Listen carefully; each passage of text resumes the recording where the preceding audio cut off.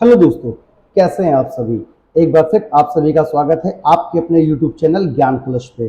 Last video में हमने discuss किया था आउटस्टैंडिंग एक्सपेंसेस के बारे में, जो कि था देना बाकी है। जो भी हम फ्यूचर में देते हैं उसे लायबिलिटी कहते हैं। तो वहां हमने पढ़ा था देना बाकी है, आउटस्टैंडिंग वो थी लायबिलिटी। आज का टॉपिक है प्रीपेड एक्सपेंसेस का। प्रीपेड एक्सपेंसेस, इसका मतलब होता है जो भी एक्सपेंसेस हम एडवांस में दे देते हैं। जो चीज हमें 2 महीने बाद देनी थी उसे हमने आज ही दे दिया। तो जो भी एक्सपेंसेस हम एडवांस में देते हैं उसे हम कहते हैं प्रीपेड एक्सपेंसेस, या फिर ये वर्ड आता है एक्सपेंसेस पेड इन एडवांस। मतलब अभी हमने सर्विसेज नहीं ली हैं और पहले ही पैसा दे दिया। तो जब हम कोई चीज एडवांस में दे देते हैं बच्चा, तो वो हो जाती है एसेट्स। क्या हो जाती है? असेट्स। तो ये चीज याद रखिएगा। आउटस्टैंडिंग क्या था? देना बाकी था, फ्यूचर में देना था, तो वो क्या थी? लायबिलिटी। और प्रीपेड एक्सपेंसेस क्या है? असेट्स है, क्योंकि ये हम एडवांस में दे चुके हैं। अब वो हमारी एसेट्स से हम जब चाहेंगे उसे ले लेंगे। ओके, मुद्दे की बात वही आती है फिर कि प्रीपेड एक्सपेंस कौन सा अकाउंट है। तो एक्सपेंस देख के नॉमिनल अकाउंट मत बता देना, क्योंकि एक्सपेंस के पहले क्या लिखा है? प्रीपेड। तो किसी भी एक्सपेंस या इनकम से पहले अगर कोई प्रीफिक्स लगा हुआ है तो वो कौन सा अकाउंट होगा? पर्सनल अकाउंट होगा। तो ये दो चीज उम्मीद है आपको समझ में आ गया होगा। आगे बढ़ते हैं सीधे टॉपिक पे और देखते हैं इसकी एंट्री क्या बनाएंगे। तो बच्चों देखो, प्रीपेड एक्सपेंसेस एसेट्स होता है। मैंने पहले ही बताया था, जितनी भी लायबिलिटीज होती हैं वो क्रेडिट होती है और एसेट्स हमेशा क्या होता है? डेबिट होता है। तो प्रीपेड एक्सपेंस भी क्या होगा? डेबिट हो जाएगा। तो चलिए एंट्री बनाते हैं। पहले आपको एसेट पोर्शन देखने को मिलेंगे। प्रीपेड वेजेस, एंट्री क्या बनेगी? एंट्री के दो पार्ट, डेबिट और क्रेडिट। अब प्रीपेड क्या होती है? एसेट्स। एसेट्स हमेशा डेबिट होगा, तो प्रीपेड वेजेस कहां लिखेंगे? डेबिट में। Prepaid wages account debit. To में क्या लिखेंगे? जो प्रीपेड के बगल में लिखा है बस उसी को आप टू में लिख दीजिएगा, टू वेजेस अकाउंट। तो डेबिट और क्रेडिट हो गया, कोई दिक्कत?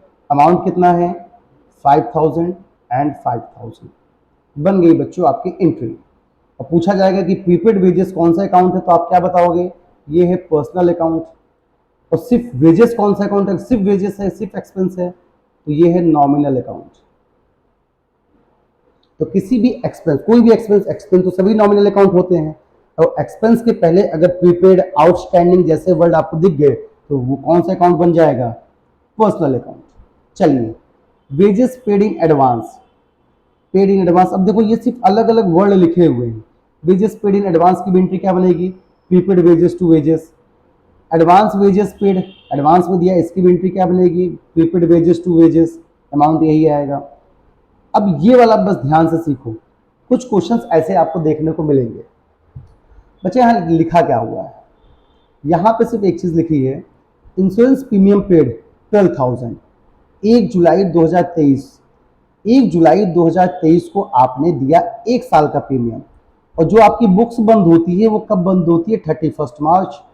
तो देखो, जब 1 जुलाई 2023 को दिए, मतलब तुम कौन से फाइनेंशियल ईयर में दिए हो?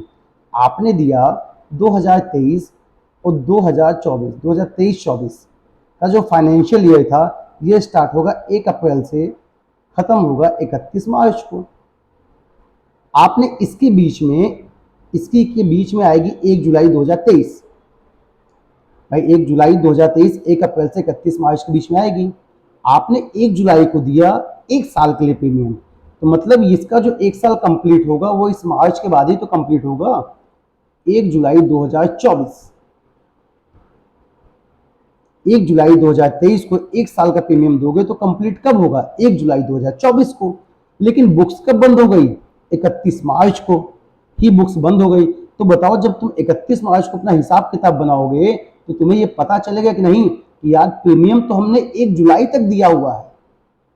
तो 31 मार्च से 1 जुलाई कितने महीने होते हैं? तो मार्च के बाद अप्रैल, मई, जून, कितने मंथ? 3 मंथ। मतलब आपको ये पता चलेगा यार इस साल 23-24 में हमने अगली साल का, आने वाले साल का 3 महीने का पैसा एडवांस में दे दिया था। इस 3 महीने का पैसा आपने इसी साल तो दिया है, इसी साल दिया था ना, वो भी एडवांस। तो समझ में आया? कभी भी ऐसा क्वेश्चन आएगा तो कंफ्यूज मत होना, आप इस तरीके से एडवांस निकाल लीजिएगा कि कितने महीने का आपने एडवांस दिया। ये कैसे पता चलेगा, ये देखिए कि आपकी बुक्स कब बंद होती है।